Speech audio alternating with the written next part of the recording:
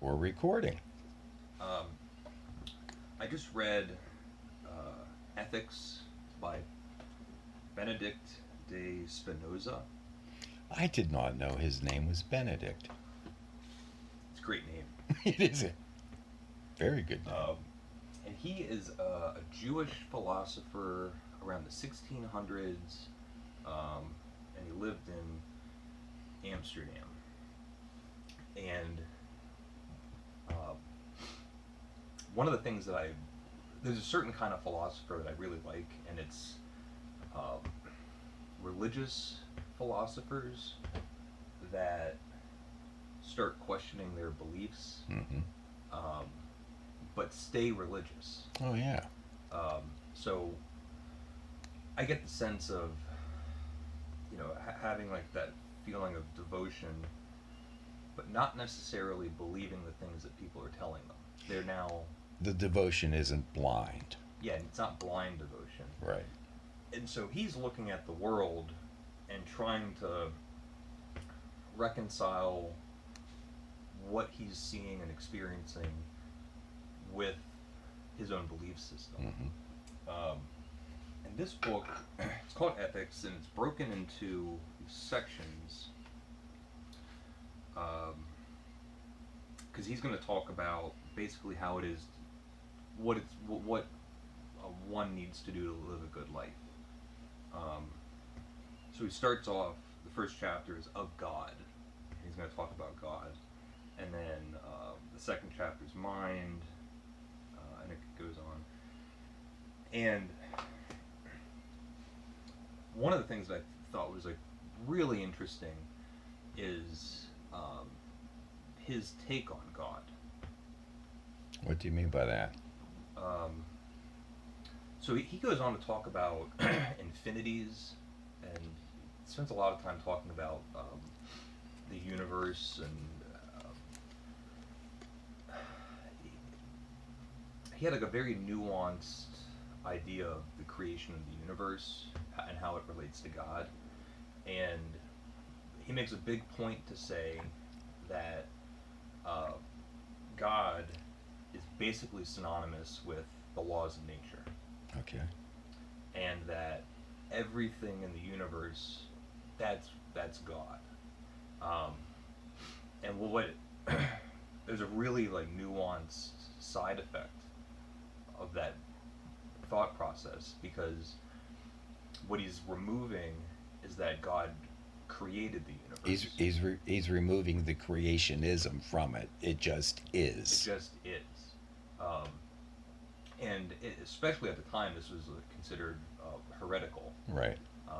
Big, like he was thrown out of like the Jewish community Mm-hmm. for his beliefs. But I love like how much of a difference that like that little change makes. Like if you just say that God is synonymous with the laws of nature, all of a sudden it's hard to say that God doesn't exist. And how it relates to ethics is basically he's saying that everything's all one thing. There's no, like, if you want to be a good person, you have to realize, like, there's not me and you, or us and them, that we're all, like, entangled together. We're all in this together. It's just one large mass made up of us and everything else. Right, and that like like yourself is a perception. That the idea that like I'm an individual is just a convenient way to get through life.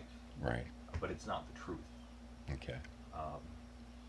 I really appreciate that, because I think especially like for me growing up, talking to people my age, like being religious or not becomes very like binary. You either believe in God or you don't believe in God. Right. give yourself some label that you then like identify with, and it's almost the things that he talks about turns it more into like a gradation. Okay. I think, because like if you talk to an atheist and said, "Do you believe in the laws of nature?" They can't deny it. Right. I just like that. As far as his writing, he's curiously um, very. Um, I like that. Uh, like with Plato's probably one of my favorite philosophers. Okay. And a lot of Plato, there's kind of these nonsense things that didn't really add up, but to enjoy the dialogues, you kind of have to accept just the way that he has like these axioms. Right. So one of the things that I would always kind of get snagged on is when Socrates would have like a sweeping statement and just say that like all men or all people are constantly in pursuit of goodness. Okay. Are constantly in pursuit of truth or whatever. And it's like one of those things where you read it and like then look around and think, I don't see that. That doesn't seem like that's the case. Right. And he brings this up too. And I like his argument much more, which was just that that's a persistent goal, that if you're looking for the truth, that's the way towards it. Right. But it's not the natural State of things. Or maybe it should be the natural state of things, but not everybody follows nature. Yeah. And part of that is the egotistical supposition that all others are like us. So if we are truth seekers, other people must be seeking the truth too. But you can go into a bar or a pub or something and start a conversation with someone and then come quickly to realize, nah, it ain't that way. Yeah, this guy's not pursuing the truth. Right. As it goes along, what he kind of says that the most ethical life is one in pursuit of truth. Right. And it ties back to the beginning where he says, like the pursuit of truth is, where is it? Is basically God. Yeah. He who understands himself and his affects clearly, he who understands himself and his affects clearly and distinctly loves God, and does so the more he understands himself and his affects. And what I like about that is that he already set up the situation of God being synonymous with the laws of nature. Nature. And like as I go along reading this, like, I think about like the poetry of Wordsworth, Mm-hmm. where nature, being in nature, was this religious experience, Right. and that you're seeing God's work. Mm-hmm. And I think it works very nicely. Well, it does work nicely, but also remember or look back how many what are called primitive societies define God as nature. Mm-hmm. And even to the extent of sometimes dividing up multi-gods among nature, the god of fire, the god of earth, the god of, water, and even, you run into people nowadays, well, God is everywhere. I see him in the tree. I see, yeah, he is. It's evidence of God. And maybe it is God. Maybe, as Spinoza said, our perception of ourselves is how we deal with being in this world, but this world is in fact God. And there's a part where he talks about that God doesn't.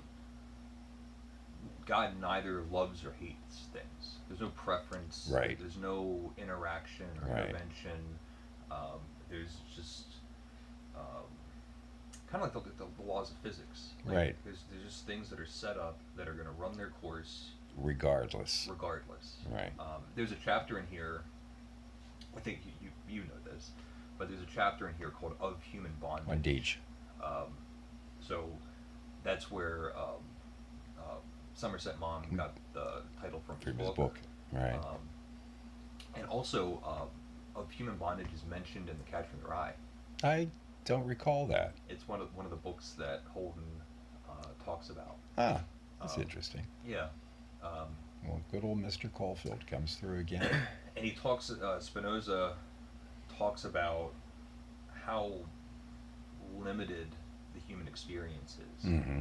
and all the vulnerability and how fragile, small we are, and how whether you like it or not, you're going to obey God, Right. because you are going to obey the laws of nature.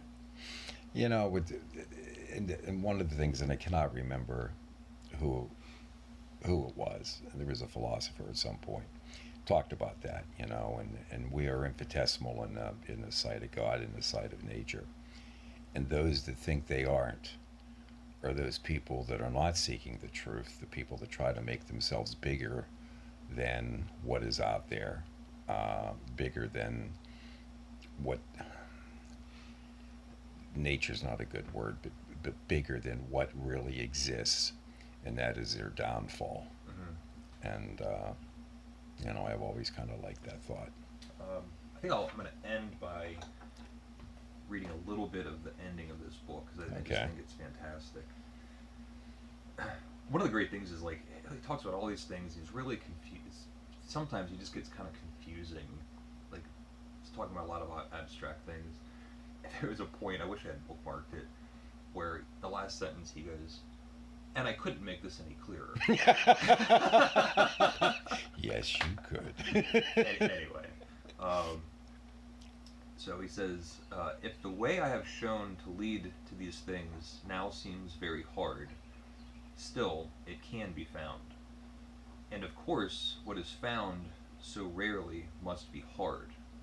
For if salvation were at hand, and could be found without great effort, how could nearly everyone neglect it?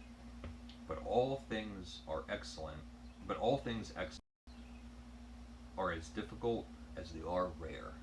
Oh, that's beautiful. I like that. So we'll kind of wrap up there. Okay. If anyone would like to leave a comment, please do. And again, this is Ethics by Spinoza. And thank you for watching.